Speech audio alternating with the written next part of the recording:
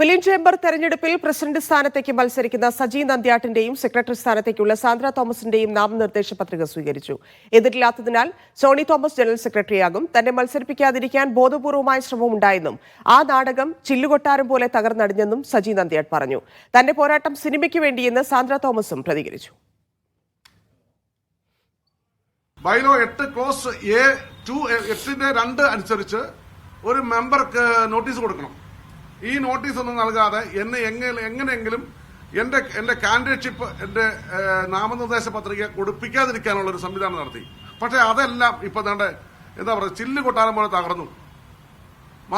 അപ്പൊ ഫൈനൽ വോട്ടേഴ്സിൽ എന്റെ പേരുണ്ട്. അപ്പം നമ്മൾ ചതി പാടില്ല. നമുക്ക് നേരിട്ട് പറയാം. നേരിട്ട് വേണം നമ്മൾ ഒരാളോട് എന്തെങ്കിലും പറയാനുണ്ടെ പറയുക. പുറയുന്ന കുത്തരുത്. എന്തായാലും അംഗീകരിച്ചതിൽ സന്തോഷം.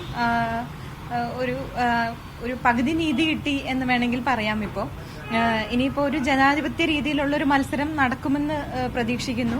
എവിടെ നിന്നാണേലും സിനിമയ്ക്ക് വേണ്ടി, സിനിമ ഇൻഡസ്ട്രിക്ക് വേണ്ടി എവിടെ നിന്നാണേലും പോരാട്ടം അങ്ങനെ തന്നെയാണ് നടക്കും.